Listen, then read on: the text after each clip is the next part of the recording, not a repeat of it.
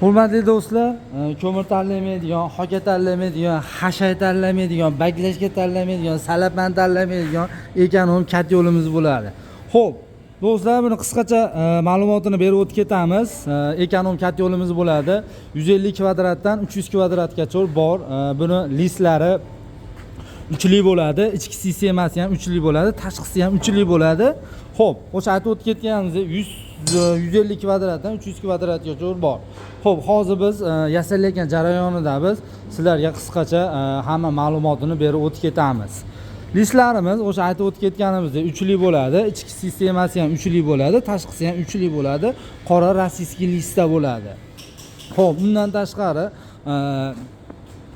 svarkalariga ham, choklariga ham e'tibor berib ko'rasizlar. Choki yo'q hisobda, orqa tomonlarida, bu tomonlarida, tevasida faqat mana shu joyda bo'ladi, old tomonida bo'ladi xolos choy. Boshqa joyda choy yo'q. Bunda bu aqlli kat yo'l deyiladi. Bu aqlli kat yo'limizda ventilyatori, termosa datchigi, dokumenti, pechatkasi, nagar tozalaydigan narsasi bo'ladi. Xo'p, tashqarida hozir tayyor naqalari bor. Bu yerda prosta biz sizlarga qilinayotgan jarayonni ko'rsatib o'tib ketamiz deganmiz. Xo'p, 150 kvadratdan 300 kvadratgacha bor. Undan tashqari ekonom kat yo'llarimiz ham bor. 100 kvadratlik, 150 kvadratligimiz. Xo'p, hozir bu yasalayotganimiz, mana shu yasalayotgan naqamiz bu 300 kvadratgacha, bularimiz 150 kvadratgacha, 200 kvadratlik tashqarida bor. Mana 200 kvadratlik yasalayapti. Mana hozir yasalayotgan jarayonni ko'rsatib o'tib ketamiz. Mana hozir ustamiz yasalayotgan jarayonini choklariga ham e'tibor berib ko'rasizlar. Mana xohlasa chiroyli qilib ustamiz yasayapti.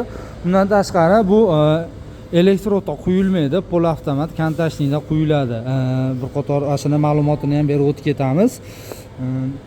Pol avtomat kontashnikda bo'ladi. Usta akamiz mana xudo xohlasa hozir quyishni boshlayapti. Xo'p, yana to'liq ma'lumot beramiz. Bundan tashqari ventilyatorlari ham bor. Mana ventilyatori termosa datchigi bo'ladi. Nechiga qo'yadigan bo'lsangiz, o'shinda o'chib yonaveradi bu narsa. 60 ga qo'yasizmi, 50 gami, 40 gami, xonangizning haroratiga qarab turib qo'yaverasiz. Xo'p.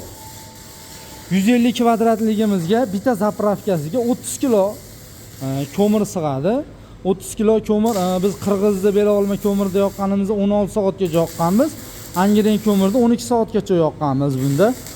Undan tashqari sutkasiga 50-55 kilo rasxod qiladi. 150 kvadratligi, 200 kvadratligi 60 kilo rasxod qiladi. 300 kvadratligi 70-75 kilo rasxod qiladi. Shu atrofida.